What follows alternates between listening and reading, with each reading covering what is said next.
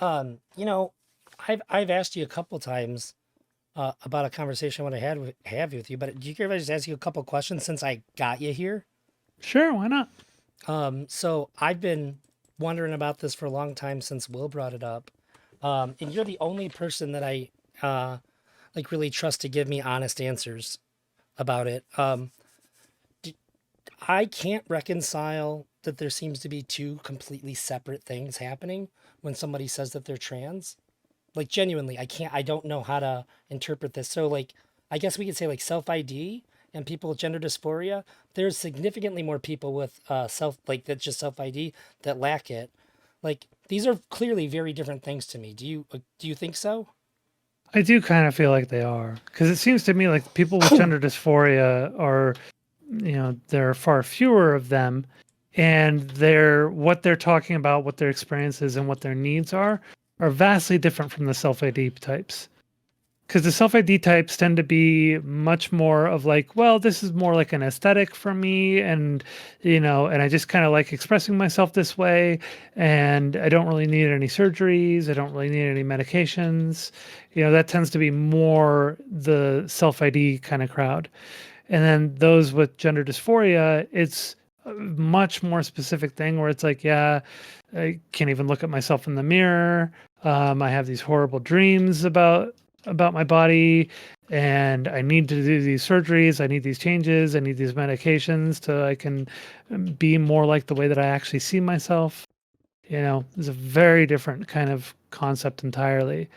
So it definitely seems like there are two entirely different things going on there. I think also, I think there is a lot of validity to the social contagion whole thing because we see that with Makes this many like different almost things. it's almost crazy to deny that this like strictly doesn't exist. Yeah. And there are I plenty of other things that we've seen it with. Like there's actual research in Australia on the TikTok ticks phenomenon, which is like all these people who get onto TikTok and then I start saying that they have Tourette's out of nowhere, and then they have all Zoe, these Tourette's Zoe, you don't behaviors. care. You don't care. You don't care about this. So there's Hmm? no way you care about that. You don't care about that. You about Oh don't well, care what? about no. people. Yeah, there's no way you care about Well, I don't generally. Yeah, that. it's not something I tend to Yeah, invest any there's energy no into. fucking way. Yeah, no fucking way. Yeah, but it's something I'm aware of. So yeah, I would say it makes sense. The social contagion concept, I think it's real. I think there are definitely people who are kind of socialized into, oh, this looks kind of fun and different, and I could do this, and makes me unique. It makes me special. I I think don't that's a even thing that know happens. if like a lot of like if you're like 15 and under, I don't even know if you can really tell how much of something is like an idea to you or something that's like really coming from you at that point. That's why that's why they usually want to give time with these things, and like they'll like doctors will want to put them on puberty blockers potentially if it seems like a particularly strong gender identity, and then wait and see where that goes. And they say that usually after a year it's pretty well established, like they'll either want to continue in that direction or they'll be like, no, I feel okay the way I am. And Yeah, so you kind of need to let that play out because kids, they go through a lot of different experiences and questions about their identity in many different ways, not just with sex and gender. oh, yeah, like my kid is trans and my mom tells me all the time, she's like, "Well, I'm just worried that what if when they're older they I'm like, this is the time to figure it out. There's no negative repercussions to figuring it out right now. Like Hmm. kids in school are super accepting and stuff. Like if this happens when you're working a full-time job, this could really fuck up your life. This is like being a teenager is that's what this time is for, is to figure your shit out. So like Hmm. if they change how they feel about it, no harm, no foul. But the thing about people that self ID, it feels like to me that it's the difference between like I want and something is something, and then people with gender dysphoria, it seems like it's like there's something wrong. Please, somebody help me with this. Hmm. That's the sense that I get, but I don't it's hard to have these conversations with people, so I don't really know. Is there a similar sense that you have about that? Or am I way Um, off base, do you think? yeah, I mean, I think with a lot of them, there's a lot of confusion, and it very much is about like trying to ask for any kind of help or assistance or any kind of guidance. Oh, Kids are very impressionable. oh, sure. I mean that like Well, like the difference between self ID and gender dysphoric people, the attitude towards it oh, seems to be like one of them's like I really want things like this versus like something's wrong, I need help. oh, I see what you're saying. I get it. I get it. Yeah, yeah, That's the yeah. sense Oh, that I get. I was totally confused as to what you were saying there. All right. Yeah. With gender dysphoria, yeah, I mean, obviously the key thing there is like my body is wrong. My body is completely wrong, you know.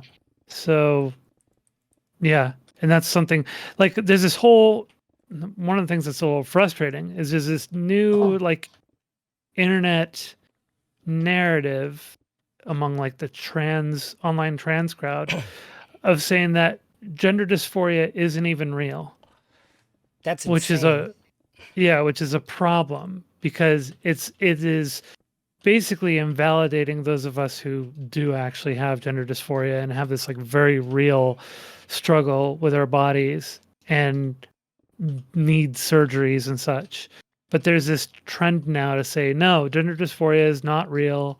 Even even what's her name, Philosophy Tube, Abigail Thorne said this and did a whole thing on it. She, that her belief is that gender dysphoria isn't a real thing, that it's a category error, and that you don't need gender dysphoria to be yourself. And like literally a trans icon at this point is going and making a whole video saying it isn't real, it's all fake. This comes across to me as somebody identifying like a threat and trying to eliminate it. Because to me, I feel like both of these things are something's happening in both categories undeniably. And, like if you deny Hmm. that nothing's happening and like this is just like anybody's faking it, like I don't think that at all. But I feel like it's almost I feel like it's bad that we're putting them both in the same category and we're always talking about both in the same vein.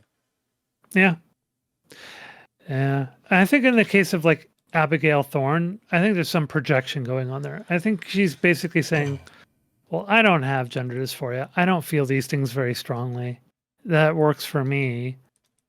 And so she's kind of putting it out there as like, well, this is how I feel. I wish that I wish she had clarified it that way. She says that she made a clarification that she's not an expert and that this is just her opinion, but she still made the broader statement as a trans icon that she doesn't think that gender dysphoria is a real thing. And Well, she's not an that's expert, so does that fly for her if anybody else does that? Like J.K. Rowling's not an expert; she's an author. Can she just say whatever? I that's so weird to me. That's I not a know, real right? caveat. It really isn't. And like if she said I don't have gender dysphoria or I don't feel like I have gender dysphoria and I wonder how many people who are trans who get diagnosed with gender dysphoria truly have it, like or if any of them do, like she could ask that question, that would be fine because that would be more of a question and it'd be like this is my experience and I wonder now about this, like that would be perfectly fine to posit that kind of position. It also comes But off yeah, as a true reflection of internal experience as well, rather yeah, than finger pointing. right, so Um, yeah. the thing that I guess because I talked to Will about this quite a bit, the the only reason why I guess it's like warranted for me to like be concerned about it is that if this is if they are two very separate things, which it seems like to me that they are, then we're probably hurting people with gender dysphoria by grouping people like this into Yep. the same camp because Yeah, there's this is only so something that's many been talked about a lot resources. lately. Oh, I've never heard anybody talk. I've been wanting to talk to you about this for like a year. I swear. Yeah. So Yeah, I there's haven't this heard whole any of these thing. conversations at all. Yeah, I've there's this just been whole in my head about thing it.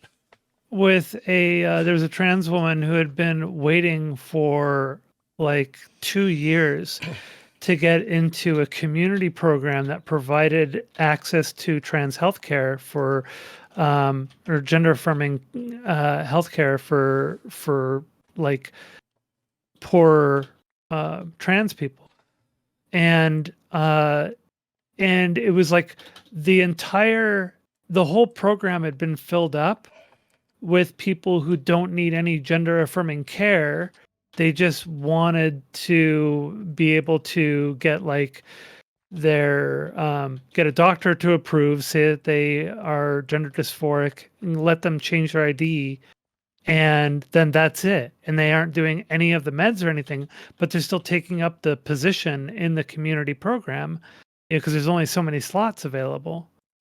And same thing with the therapy that's provided there. They provide therapists for them, and they couldn't get in to see them because those people were occupying the slots in the program because they only had something like I don't know, like 50. We'll just say a number off the top of my head, like 50 slots open, Sure. right? And she'd been waiting 2 years to get into the program, but it's filled up with all sorts of people who are not doing surgeries, not getting medication or anything like that. And that's what she needs. And she needs to get into the program in order to get those things because she can't afford it otherwise. And it's like, that's crazy. Like they should have dedicated tracks for those who are like dysphoric, who need surgeries and medications so that they can specifically get in and be prioritized to get those things. And how is this not like why do you think it's not a bigger thing then? Like a bit Because people there's this not whole making a bigger stink? boogeyman about it saying that there's a difference between them. Like there's this whole pushback from like the more gender abolition types saying I'm no, a you gender can't. abolitionist, and I still think this is bad. I know. And there's this whole thing of saying that like if you do that, then you're transmed. If you're trying to split the group up, then you're transmed because you're saying that the people with gender dysphoria who are diagnosed with dysphoria, who need medications and surgeries, are the one true trans people. And therefore you're transmed, and that's evil, right? And that's what the current trendy argument is these days, which is dumb. There's definite reasons to have a medical approach to certain trans people and to prioritize those people to get the medical care, right? Well, yeah, even But psychological care. If you're seeking therapy yeah, to work through it, how would it make any sense to treat somebody who's simply self IDing the same as somebody who's not? It seems like you can't. If I have the same symptoms as COVID, but I come back negative, to treat me for COVID would seem to be malpractice. yep. Yeah, it's very frustrating that it's such a politicized thing. And it's really unfortunate that there's so much grouping of far too many people together in this whole thing. It is making life difficult for a lot of trans people. What did you expect in a scenario? What was your ideal scenario? Like people are going to group and people are going to, Well, these things should be grouped separately. Mm-hmm. I came up when Will in his channel pointed out that because I guess to me, I always thought that the difference between people with gender dysphoria and the people without gender dysphoria who both identify as trans, they would probably be nowadays. I figured like 80% gender dysphoria, maybe like 20, even up to like 35% self ID because it's growing a lot. But it turns out that it's almost no people that are trans have gender dysphoria anymore compared to the amount of people that are self IDing. Mm-hmm. And this is like, oh, this is actually like, we actually do need to care about this because we're talking about like anywhere from less than 1% to 2% versus like this overwhelming majority. And that means there's people that are getting their voices silenced about their needs. And Well, right now it's the self ID people who have taken the stage and taken over like the mic, and so it is dysphoric binary trans people in particular who are just like being completely ignored and almost Hmm. being pretended as though we don't exist. And now that you've got the self ID types who have taken over the whole control of the conversation, they're also the ones pushing the idea that gender dysphoria isn't a real thing and that it's Never just even an heard of attempt that. to, yeah, and that it's just an attempt to call trans people mentally ill. That's what their claim is. Do you see why I feel like that's if that's coming from self ID, why that feels like it's like eliminating the enemy of their cause? Yeah, and Because then then you can also, distinguish. and then in addition to that, the other problem, the other thing that they're saying is they're saying that it is an attempt to create a clinical barrier for all trans healthcare. That's the other thing that they're arguing against. So if you take a look at, for instance, if you take a look at Abigail Thorne's video, she talks about that the access to trans healthcare is gate kept behind a medical diagnosis of gender dysphoria that states that you're mentally ill and that needs to be treated, and that none of those of gender affirming care should be gate kept behind that. And she thinks that gender dysphoria isn't a real thing, that it's just a discomfort that everybody feels, even like cis women and cis men experience it, and that nobody should be gate kept from gender affirming care of any kind. Like that's the whole like narrative being pushed by the self ID crowd, and the self ID crowd vastly outnumbers us.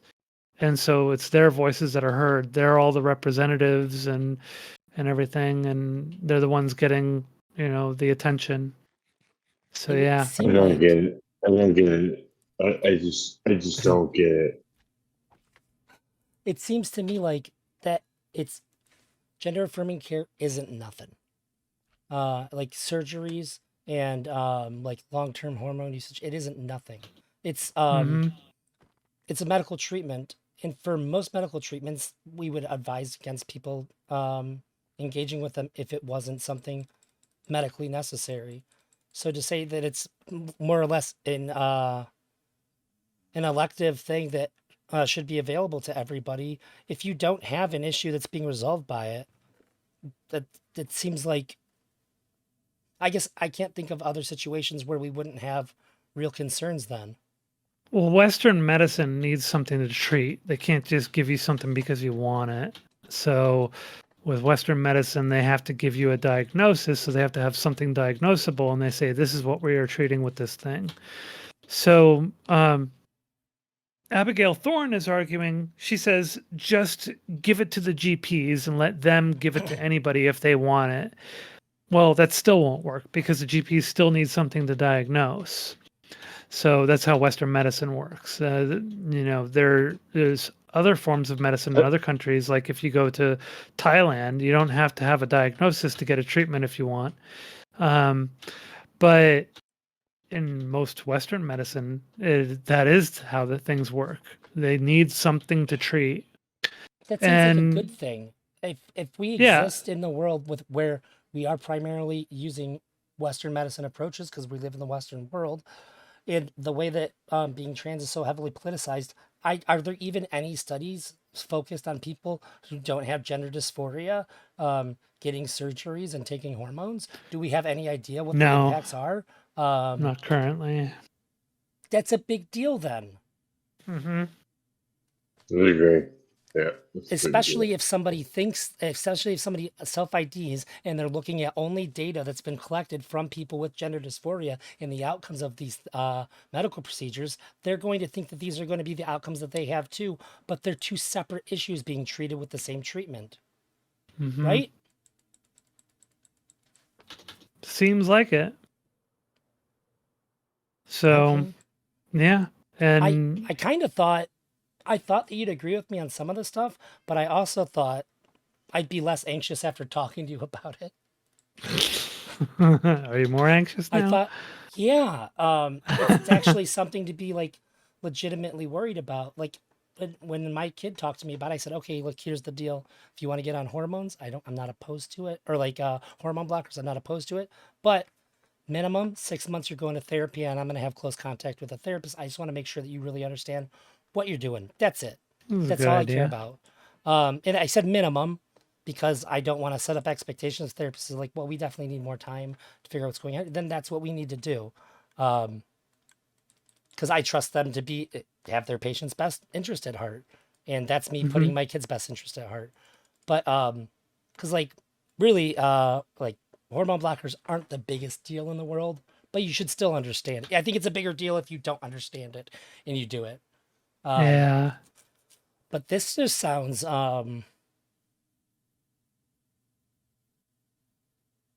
wild. Like I don't understand. I guess it just has to be the political aspect of it because I've never seen such a disregard for like the scientific approach when it comes to medicine. It's almost it would be like if I seen like a legitimate MD with no stains on their record saying that COVID's not real. It just doesn't make sense to me. Mm-hmm. Well, one of the things that we're finding is that for certain things, the left is also swinging to the anti-science, anti-medicine route of things these days. So, yeah, it's funny is that like a couple decades ago, it used to be more like left-wing hippie types who were anti-vax, anti-medicine, right, anti-science. Then after the Trump presidency, it swung super to the right for that. But now it's like both the left and the right have their various areas where they're very anti-science and anti-medicine. So it's kind of more evenly distributed across the left and the right now. Doesn't really matter what your general political leaning is. I guess without having conversations like this, it's pretty hard for me to get a grasp on that. Also, ADHI and Avi, hello. Oh, AD high and Avi? No, let's see. Who were you telling to let finish? I Let was me letting you finish? finish, yeah, because they were saying shout out, please. But I wanted to hear what Oh, you had to say. shout out to ADHI and Avi. Adia, I think it's Adia and Avi is what that is. Oh, I have ADHD and I talk about it and read about it a lot, so that's where my But brain's you at. don't have ADHI. Correct, yeah, but so is morphing. My brain was morphing that Adi to that. Hmm. Well, shit. Yeah, I you've learned some things. I could tell you more. It's definitely something I keep them tabs on. yeah, I'm genuinely interested. Like I said, I've waited like a year to have this conversation with you because it's when I first got told, like when Will said that like the discrepancy was what it was, I was like, "Ooh, you're about to get fucking grilled," and he did. And I googled it to see what the numbers was like. Oh my god, he's right. Like, how is this even possible? This makes Hmm. no sense to me at all. Um, my understanding of the reality of people with gender dysphoria is like there's no room in my brain for these metrics to be what they are. And I had a hard time rationalizing what I learned. And so then these are the kinds of questions that come up, and nobody else is asking them. Nobody's even willing, like, everybody just attacked Will. Nobody even wanted to hear him out about it. But he's my buddy, so I'm like, I don't think he's crazy. I gotta look. Wow, people were attacking him over it? When was Twitter, this? his Twitter. It Hmm. was it was right around a year ago, and that's why I was like, you know what? I don't need to know about this, but everybody's going to lie to me. Nobody's going to want to even address the fact that these numbers are what they are. But I know if I talk to Zonia, she won't lie to me, which is Yep. why I held out and I did not have this conversation with anybody else. I'm okay with ugly truths that contradict my own beliefs You or don't my own lie to make desires. yourself look good. You're not going to lie to make numbers look good. Yeah, true. Your spine might be fucked, but I know you have one. I'm glad you recognize that. It's frustrating when people don't realize that. I'm like, when people try to be like, you're just trying to soften things to make trans people look better. I'm like, no, it's not how I operate. Do, Sorry. do you identify as a trans person Hmm. generally? Okay. What? Do I want a sub? Do you identify as a trans person? No, I don't really identify as a trans person. I just identify as a woman. This whole concept of identifying as being trans is kind of a new concept as well. It's one I don't really understand. That's how I That's was a very raised new to think thing. about trans people. That's what my mom told me, and that's the only idea I ever had until the internet.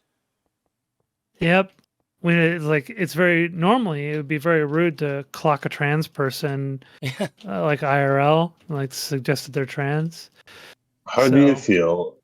How do you feel as a human when you walk around? Do you feel? What do you feel like?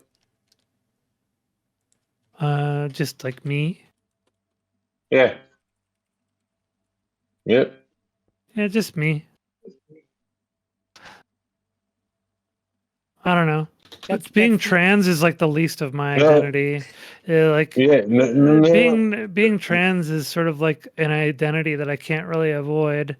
But it's not something I identify as. I'm just me, and my identity is more the things that I'm interested in. You know, being a mother to my 3 kitties that have all passed now. Rest in peace. And being a gardener and being like enjoying cooking and being a good friend. So you're saying there's more to you yeah, than your sexuality. Is that what you're saying? Mm-hmm. gender identity, I think is what you're I going don't Mm-hmm. for. believe it. I don't believe Zonia it. does not have a Not, sexuality. Uh, I Also, have void sexuality.